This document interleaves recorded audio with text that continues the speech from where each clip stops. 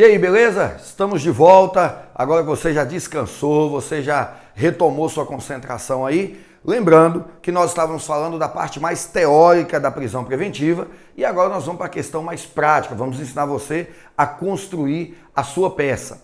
Mas volta naquele material que você estava fazendo suas anotações antes da gente sair para o intervalo. Nós temos dois detalhes a acrescentar que eu esqueci de comentar com vocês. Você lembra que nós falamos dos pressupostos normativos do artigo 313, falamos dos pressupostos fáticos do 312 e no 314 e 315 tem duas informações importantes que eu queria falar para vocês. A primeira delas, o 314 fala que o juiz, em hipótese nenhuma, poderá decretar preventiva se verificar que o réu agiu amparado por uma excludente de ilicitude. Ou seja, preste atenção, se o juiz constatar que o réu agiu amparado por uma excludente de ilicitude, o juiz não pode decretar preventiva. E o que isso tem a ver com o nosso estudo aqui? Porque se a peça trouxer qualquer informação nesse sentido, de que o réu teria agido amparado pela legítima defesa, estado de necessidade, estrito cumprimento do dever legal, exercício regular de um direito, o juiz não pode decretar preventiva. Se a questão falar que ele decretou, você vai pedir para revogar, alegando que, e nesse caso eu até diria que seria relaxar e não revogar, mas nós vamos falar disso daqui a pouquinho, o juiz deveria relaxar a prisão porque foi decretada ilegalmente contra a lei, contra o que determina o artigo 314. Bacana? O 315, nada demais, apenas fala que toda decisão tem que ser fundamentada. Mas isso aí é apenas uma reafirmação do artigo 93, inciso 9 da Constituição Federal. Então, se você for lá no 315 do CPP, você vai colocar uma setinha e colocar ver artigo 93, inciso 9 da Constituição Federal. Ambos se referem à necessidade de a decisão do juiz ser fundamentada. Bacana? Então, beleza. Já que nós pegamos essa parte teórica, vamos entrar agora na parte prática. Eu peço a você que pegue seu material e nós vamos começar na página 5. No final da página 5, você vai ver aí da revogação da prisão preventiva e é exatamente o que nós vamos falar a partir de agora. E aí eu quero relembrar você algo que nós falamos no final do estudo da prisão da liberdade provisória. Então vamos lá, raciocinem comigo. Nós já falamos de relaxamento de prisão em flagrante, falamos de liberdade provisória e hoje, agora, estamos falando de prisão preventiva. Então nós vamos falar da revogação da prisão preventiva e eu quero que você se lembre de algo que nós falamos no final da aula de liberdade provisória. Então preste atenção, o que eu quero frisar para você. Prisão legal é diferente de prisão necessária. E você vai se lembrar que eu cheguei a mencionar para você que dificilmente você vai ver esse conceito em algum outro lugar. Dificilmente você vai ver um doutrinador que vai cuidar desse assunto com você. Por quê? Porque nós resolvemos levar o assunto para esse lado, porque é uma forma de descomplicar o processo penal para você. É exatamente a nossa missão, o nosso propósito aqui nessas aulas. Por que eu quero que você entenda que a prisão legal é diferente da prisão necessária? Quando eu falo que a prisão é legal, eu não vou falar nada de relaxamento. Eu só falo em relaxar a prisão se ela for ilegal. Mas se a prisão é legal, eu não posso fazer peça de relaxamento. Seja relaxamento do flagrante, seja relaxamento da prisão preventiva. Mas olha só, essa prisão pode ser legal, mas pode ser que não seja necessária. Como assim? Vamos entender. Imagine você que o réu foi preso em flagrante. Era necessária aquela prisão em flagrante naquele momento para restabelecer a paz social, restabelecer a ordem pública, preservar a prova do processo. Bacana, foi feito flagrante. Mas não há necessidade de a prisão continuar. Por que não há necessidade? Porque não tem o periculum libertatis. E aí você lembra disso. A prisão só é necessária Quando tem periculum libertatis. Se não tem periculum libertatis, essa prisão é desnecessária. E se a prisão é ilegal, você relaxa. Se a prisão é desnecessária, você revoga. Então, de novo, preste atenção nisso. Prisão ilegal, você relaxa. Prisão desnecessária, você revoga. E por que digo isso? Porque você vai ver aí no seu material que nós vamos falar de duas modalidades de prisão preventiva, de desfazer uma prisão preventiva. Uma é relaxamento e a outra revogação. Primeiro eu vou falar da revogação e aí você vai ficar atento no seu material a partir da página 6. Olha só que agora nós vamos começar a trabalhar com você a possibilidade de você identificar a sua peça. Então preste atenção. Nós falamos isso no relaxamento da prisão em flagrante, falamos da liberdade provisória e agora voltamos ao mesmo assunto. E aí agora você vai aprender a identificar quando que a questão está te cobrando revogação de prisão preventiva. Fique bem atento a isso aí. Olha só, primeiro detalhe, como que você vai saber que é uma peça de prisão preventiva? No material seu aí você vai ver na página 6, tem uma área aí sombreada e tem aí os quatro detalhes que você tem que observar. Alguém está preso. Observe que eu não estou falando de flagrante. Eu não estou falando que alguém foi preso em flagrante. Não, não é isso. Nós estamos agora em outro patamar. Memorizem comigo. Alguém está preso. Essa prisão decorre de uma prisão preventiva. Então, o juiz decretou a prisão preventiva. Essa prisão é legal. Por que ela é legal? Porque ela não viola a lei. Ela não viola o artigo 313, ela não viola o artigo 314, ela não viola o artigo 311, ela é legal. Tá tudo certinho. O juiz decretou, tá tudo certinho, mas ela não é necessária. Então veja bem. Primeiro item que você tem que observar, alguém está preso.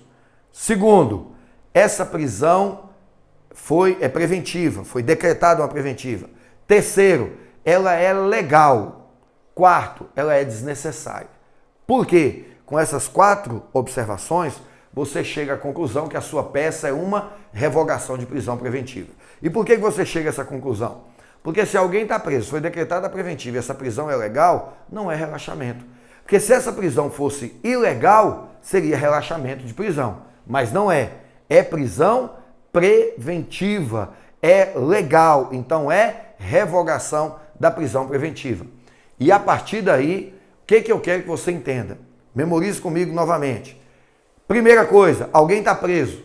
Segundo, essa prisão é preventiva. Terceiro, essa prisão é legal. Quarto, ela é desnecessária. Sua peça é revogação de prisão preventiva. Se você observar esses 4 itens na questão da sua prova, a sua prova é revogação de prisão preventiva. Não se esqueça disso. Bacana? Tranquilo? Então vamos lá aprender a fazer essa petição de revogação da prisão preventiva. Aí eu vou fazer para vocês ali o esquema de construção da sua peça. Acompanhe comigo, nós vamos fazer exemplo do que fizemos nas outras vezes, um esboço aqui no quadro.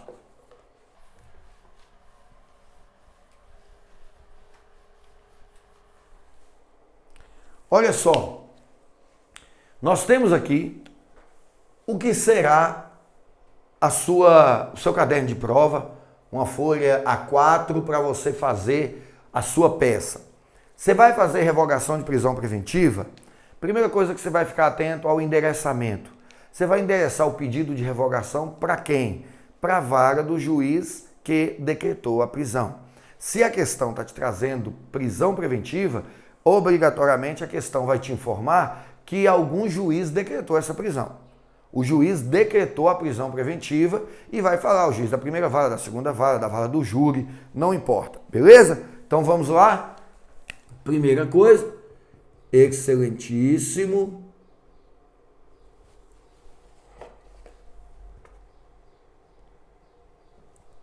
Eu não vou abreviar.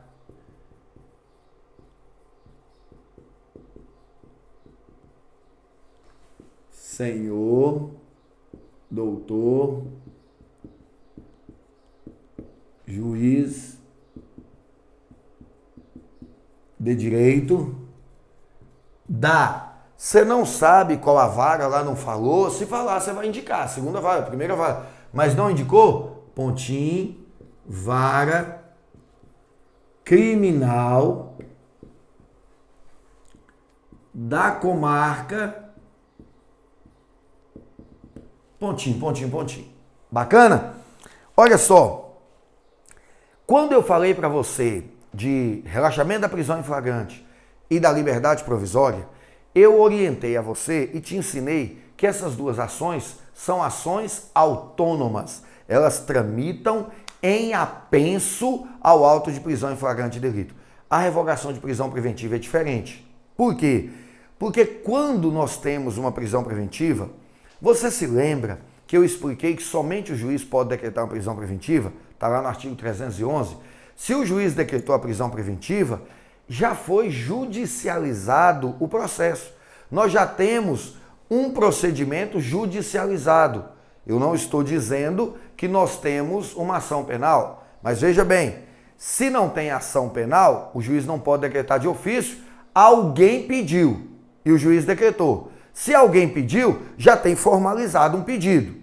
Se o juiz decretou de ofício, é porque nós já temos uma ação penal. Então, de qualquer forma que você olhar, sob qualquer ângulo que você olhar, você vai perceber que nós temos um procedimento judicializado. Então, portanto, lá na sua questão, que fala do decreto de prisão preventiva, provavelmente vai falar que essa prisão preventiva foi decretada nos autos número tal. Então aqui não é distribuição em apenso, porque essa peça será protocolizada e não distribuída. Então você vai colocar lá, autos, número, pontinho, pontinho, pontinho. Essa petição será juntada nesses autos, tá? Essa petição não vai ser apensada. Olha só, eu fiz menção a dois termos aqui, que são muito importantes, eu gostaria que você prestasse atenção nisso, e aí nós vamos parar o que eu ia fazer para eu te explicar, porque são terminologias que se você nunca estagiou na justiça, se você nunca estagiou em um escritório de advocacia criminal, você vai ter dificuldade em lidar com essas terminologias. Uma coisa é quando eu falo que a petição será protocolizada, ou alguns falam protocolada, é a mesma coisa, significa o seguinte: eu tenho um processo tramitando na secretaria, eu vou lá e pego uma petição e protocolo essa petição. Essa petição é juntada no processo pela secretaria. Aí eu estou dizendo que a minha petição foi juntada aos autos. Tranquilo? A revogação de prisão preventiva é assim. Ela é juntada nos autos em que a prisão foi decretada. Outra situação é quando, ao invés da petição ser protocolizada, ela é distribuída. Se ela é distribuída, significa que é um novo procedimento. Eu tenho esse processo tramitando, eu vou distribuir essa petição, ela vai para a secretaria, recebe uma capa, aquela capa que todo processo tem, uma numeração diferente dessa, e aí as duas são apensadas. Pega um cordãozinho, amarra nessa aqui, tramita os dois processos juntos, apensados, o tempo todo. Mas a gente diz que está em apartado porque essa petição não está dentro desse processo. Ela gerou um processo autônomo. Esse processo autônomo é a liberdade provisória, o relaxamento da prisão em flagrante, a restituição de coisa apreendida. Agora, essa peça de prisão preventiva, de revogação da prisão preventiva, ela é uma peça protocolada, protocolizada. Ela vai dentro dos próprios autos. Então você vai aqui indicar autos número tal. Beleza. O restante aqui, vamos seguir a mesma linha. Filisbino já devidamente qualificado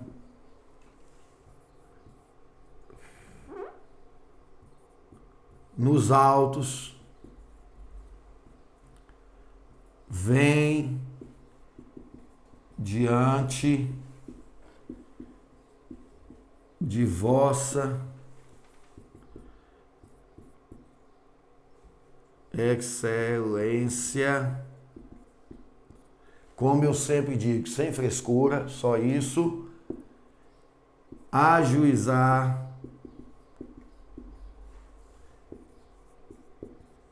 aqui, dê um destaque maior, escreva com a letra maior, pedido de revogação da prisão preventiva, vírgula, com base em quê? No artigo que vai fundamentar o seu pedido. Você está falando que ele não tem, os requisitos da prisão preventiva não estão presentes, então com base no artigo 312, o 316 do Código de Processo Penal estabelece que quando desaparecer a situação que deu causa ao decreto de prisão, o juiz irá revogar a prisão preventiva. Então coloca aqui 312, 316 do Código de Processo Penal. Aí você pode colocar também nos seguintes termos. Aí vem o que você já sabe. Dos fatos. O que você vai relatar nos fatos?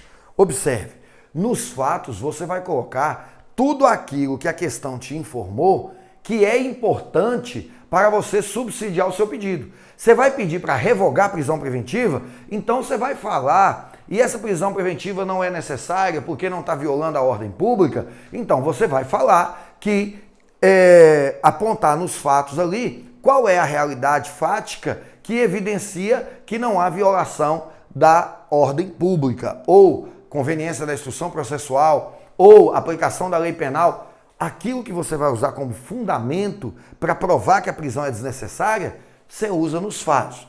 Mas lembre sempre do que eu te falei, de forma resumida, tá? Não perca tempo na construção de fatos, não. Você não pode deixar de constar, mas eu não te aconselho delongar muito lá e perder tempo. Tudo bem? Aí depois você vem do direito.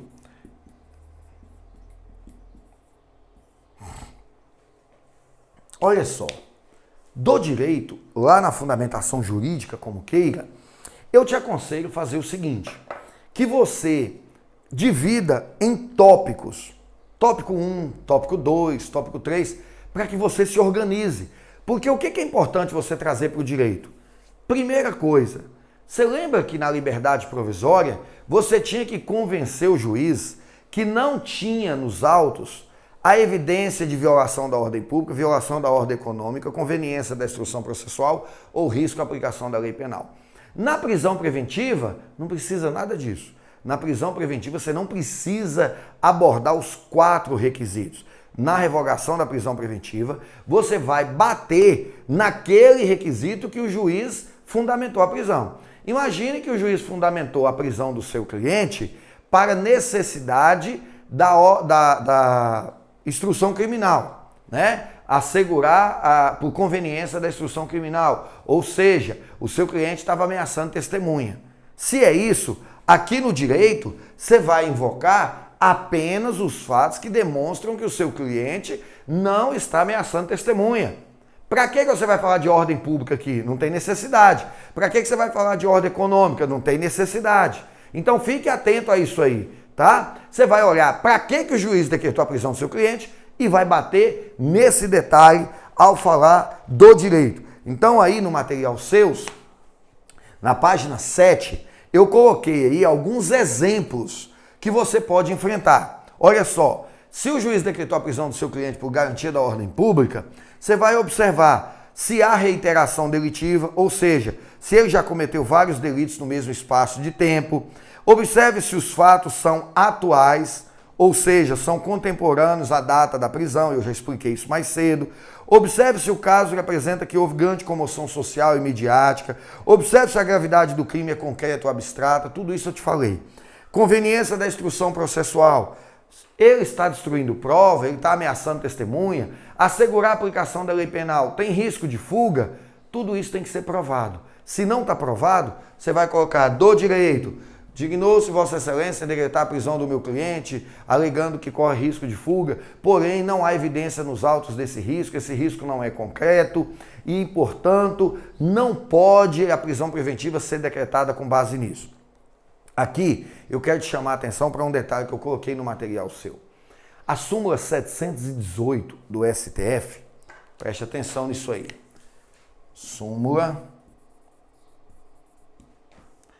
718 do STF. A súmula 718 do STF estabelece o seguinte, que a gravidade do crime na visão do juiz não é causa suficiente para justificar a fixação de um regime de pena mais grave. O que a súmula estabeleceu? O que o juiz pensa ou não sobre o processo, se é grave ou não, isso não importa. Pela súmula, ele só pode fixar um regime mais grave se tiver elementos concretos nos autos. Muitos doutrinadores têm sugerido, e eu entendo muito interessante, que se você vai discutir prisão preventiva e o juiz fala que ele achou que o crime é grave, o que ele acha não interessa. Você pode usar essa súmula 718 para te exemplificar isso. Então, sugestão, vai lá agora no seu artigo 316 do CPP, coloca uma setinha e coloca assim, ver súmula 718. Por quê? Porque você pode usar essa súmula aqui por analogia. Se a súmula estabelece que o que o juiz pensa da gravidade do crime não pode ser usado para fixar um regime mais grave, o que ele pensa do crime também não pode ser usado para determinar se há necessidade de prisão preventiva ou não. Se ele quer decretar prisão preventiva, ele vai fundamentar em elementos concretos. Como assim elementos concretos? Ele tem que mostrar nos autos por que tem risco para a ordem pública, por que tem risco para a ordem econômica, por que precisa assegurar a instrução processual ou por que é necessário para assegurar a aplicação da lei penal. Bacana? Então, no direito, você vai bater nisso aí. Agora, um outro detalhe que eu quero que você fique atento, e a partir daí nós estamos lá na página 8 do nosso material, é que aqui nesse direito você vai trabalhar uma tese subsidiária. E eu tenho dito muito isso aqui. O que é uma tese subsidiária, professor? É você fazer um pedido. Se esse não der certo, você faz um segundo. Então veja bem, imagine você, moça que está me assistindo agora, foi resolver pedir seu pai para passar o final de semana inteiro na casa de sua amiga. Você foi pedir seu pai, papai, deixa eu passar sexta, sábado e domingo na casa de minha amiga, igual minha filha chega para mim e fala assim, papai, deixa eu dormir na casa da minha amiga sexta, sábado e domingo. Aí eu falo assim, não vou deixar, são 3 dias, você não vai ficar 3 dias fora de casa. Mas pelo menos eu ir lá na festa dia de sábado, o senhor deixa?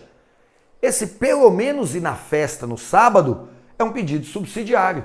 Então veja bem, você pede ao juiz, doutor, revoga a prisão do meu cliente, e o juiz fala, não vou revogar não. Aí você fala, senhor doutor, então pelo menos substitua essa prisão por uma medida cautelar diversa. E aí de repente você deu uma distraída e fala assim, peraí, medida cautelar diversa, eu já ouvi isso em algum lugar, o que é isso? Então fica atento aqui, ó, medida cautelar diversa, artigo 319. Lembra? Eleger a prisão como última ratio. Lembra lá que nós falamos no 282, parágrafo 6º, a prisão só pode ser decretada se nenhuma das medidas cautelares servir? O que significa dizer, se uma das medidas for suficiente, pede primeiro para revogar a prisão preventiva. Não vai revogar, subsidiariamente, a tese de substituição da prisão por uma medida cautelar diversa. Então, você vai trabalhar com ela aqui, no direito das medidas cautelares diversas. E você vai fundamentar para o juiz que, nesse caso, se aplicar medida de prisão domiciliar, resolve. Nesse caso, se recolher a carteira de motorista dele, resolve. Nesse caso, se proibir de fazer contato com alguém, com a vítima ou com qualquer testemunha, resolve. Nesse caso, se determinar que ele compareça periodicamente, 2 vezes por mês, na justiça, resolve. Nesse caso, se recolher o passaporte dele, resolve. Nesse caso, se proibir de viajar para fora do país, resolve. Ou seja, você vai subsidiariamente pedir ao juiz para substituir a prisão por uma medida cautelar diversa. Aí você parte para a construção do pedido, que nada mais é do que o fechamento da sua linha de raciocínio no direito. Você vai colocar do pedido. O que você vai fazer? Primeiro, revogar a prisão preventiva. E por que revogar? Porque ela não é necessária, não foi isso? Nós já explicamos. Então, revogar a prisão preventiva com a consequente expedição do alvará de soltura. Você se lembra que eu já falei muito para você que se você esquecer de pedir a expedição do alvará de soltura, você vai perder alguns valiosos pontos na sua prova. Então não peça, não esqueça, perdão, relaxamento, prisão em flagrante, liberdade provisória e prisão preventiva, você tem que pedir para expedir o alvará de soltura. Tudo bem. Fez o pedido aqui. Qual é o pedido subsidiário? 2. Subsidiariamente digne-se Vossa Excelência em substituir a prisão por uma medida cautelar diversa. Então, olha só. Primeiro, você pediu para o juiz revogar a prisão.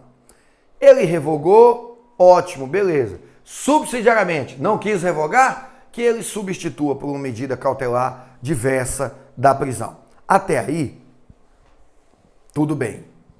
Você vai agora, local, data,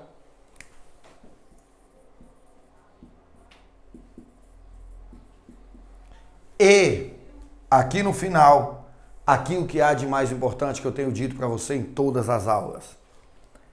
Advogado, OAB, pontinho, pontinho, pontinho. Lembrando, você não pode colocar advogada, porque isso é entendido como identificação de peça e você vai anular toda a sua peça. E você também não pode colocar números na OAB. É a OAB, pontinho, pontinho, pontinho, advogado. Bacana? Está aí encerrada a sua peça de revogação de prisão e certamente você não vai ter dificuldade, você vai ser aprovado porque você acertou a peça, sua peça está toda bacaninha, toda muito bem estruturada. Tá joia? Agora, vejam só, você vai observar no material da página 8 em diante, lá no final tem do relaxamento da prisão preventiva. O que eu quero que você fique atento a isso? Você vai ver no seu material que nós temos aí do relaxamento da prisão preventiva. O que eu quero que você fique atento? Não precisa eu construir outra peça. Você lembra quando você fez relaxamento de prisão em flagrante? O relaxamento, a prisão é ilegal. Então veja bem, lá na revogação da prisão preventiva, alguém está preso, foi decretada a preventiva, essa preventiva é legal, mas ela é desnecessária. Aqui no relaxamento, alguém está preso, foi decretada a preventiva e essa prisão é ilegal. Por que ela é ilegal? O juiz decretou de ofício, artigo 311, está errado. O juiz decretou prisão preventiva para crime culposo, está errado, porque no artigo 313 fala que tem que ser crime doloso. O juiz decretou uma prisão preventiva com pena menor de 4 anos para réu primário, está errado, o artigo 313 fala que tem que ser para penas maiores que 4 anos, ou seja, o juiz decretou a prisão preventiva violando alguma norma da lei, do Código de Processo Penal, é relaxamento da prisão preventiva. E como que você vai fazer um relaxamento da prisão preventiva? Igualzinho faz um relaxamento de prisão em flagrante. Você vai colocar distribuição em apenso aos autos tal, vem pedido de relaxamento e não revogação da prisão preventiva, com base nos artigos. No artigo que você está fundamentando, está ilegal porque violou 311, está ilegal porque violou 313, está ilegal porque violou 312, não importa. Violou um artigo de lei, você vai colocar o artigo dos fatos, do direito, aí você vai provar no direito por que violou a lei, por que essa prisão é ilegal, vai passar para o pedido. Qual é o pedido? Declarar nula a prisão, igualzinho você fez na prisão em flagrante, né? No relaxamento da prisão em flagrante, declarar nula a prisão e, na sequência, pedir para relaxá-la, expedindo alvará de soltura. Bacana, show de bola, tranquilo, é isso a sua peça de relaxamento da prisão em flagrante. Agora vejam bem, eu vou apagar a peça porque eu quero comentar com vocês e eu quero que você se lembre o seguinte, essa é a nossa última peça pré-processual. Todas as nossas peças de agora em diante serão peças processuais. Como assim, professor? Essas peças aqui, em regra, elas ocorrem antes de ser instaurada uma ação penal, né? Antes de ter uma ação penal. Agora, da próxima aula em diante, nós vamos trabalhar com peças depois que é instaurada a ação penal. Então, já que essa é a última, eu quero que você memorize e entenda um organograma que eu fiz aí na página 9 para você. Lá fala o seguinte, seja pedido de liberdade provisória, relaxamento de flagrante ou pedido de revogação preventiva, você fez o pedido.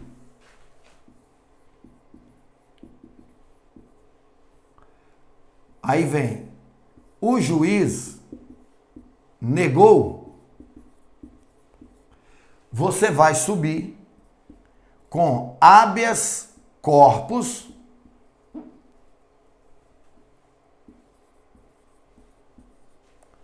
para o TJ ou TRF.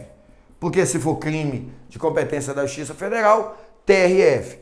Se for TJ. Aí você vai me perguntar, professor, mas eu não sei fazer um habeas corpus. Sabe aquele pedido de revogação de preventiva que você fez? Só pega ele e muda o nome dele para habeas corpus. Pronto. A única coisa que vai mudar é que lá no habeas corpus não é o seu cliente ajuizando um pedido, não é seu cliente ajuizando um pedido representado por você. No habeas corpus é você impetrando um habeas corpus em favor do seu cliente. Só isso. Então você vai colocar lá meu nome, o Arlen Freire, então eu vou colocar o Arlen Freire Barbosa, advogado, portador da OAB tal, endereço tal, vem impetrar o presente habeas corpus em favor de Felisbim de tal, dos fatos, do direito, tudo igualzinho o pedido de revogação. Só que aí você vai mandar para o tribunal. Se você fez o pedido e o juiz deferiu, vai expedir alvará de soltura, tranquilo. Agora, cuidado, não faça confusão. É possível que isso seja cobrado nas questões abertas da prova. Você fez o pedido, o juiz negou. Você subiu com habeas corpus para o tribunal. O tribunal negou. Aí você vai ser induzido a erro. Alguém vai te dizer que você vai subir com habeas corpus para o STJ. Negativo. Você vai entrar com ROC, que é recurso ordinário constitucional, onde STJ está lá no artigo 105 da Constituição Federal, inciso 2º, a linha A, isso está no material seu aqui, ó. Veja bem, você subiu com habeas corpus para o tribunal, o tribunal negou esse habeas corpus, você vai subir para o STJ com um recurso ordinário constitucional, com fundamento no artigo 105, inciso 2º, a linha A da Constituição Federal. Bacana? Então, com isso aí, a gente encerra aqui para vocês o que nós tínhamos para falar de revogação ou relaxamento da prisão preventiva. Eu tenho para mim que você tem muita informação agora. Aproveite esse intervalo, esse espaço de tempo entre esse módulo da prisão preventiva, da revogação, até o próximo módulo que a nossa equipe vai disponibilizar para você. Até que o próximo módulo seja disponibilizado, estude prisão preventiva, dê uma estudada, pegue o material, treine, porque olha só, por uma questão de praticidade e por nós entendermos que fica melhor para você estudar, eu não vou encher a sua cabeça de informação distribuindo todos os módulos para você. Eu vou distribuir para você o módulo seguinte depois que você tiver tempo suficiente para digerir o que nós ensinamos. Então, você estudou revogação de prisão preventiva, provavelmente a nossa equipe só vai disponibilizar o próximo módulo para você daqui 1 ou 2 dias, para que dê tempo você estudar, para que dê tempo você trocar ideias, tirar dúvida com o professor. Você sabe, você que se inscreveu, tem meu número de WhatsApp, você vai fazer contato comigo, vai tirar foto da sua peça, vai mandar um vídeo fazendo pergunta, eu vou responder com outro vídeo, tirando suas dúvidas, e é assim que nós vamos descomplicar o processo penal para você, é assim que nós vamos garantir a sua aprovação, nós vamos garantir a sua tranquilidade para fazer essa prova. Bacana? Beleza então? Então vamos lá, até a próxima aula, até o nosso próximo módulo. Um grande abraço para você. Valeu!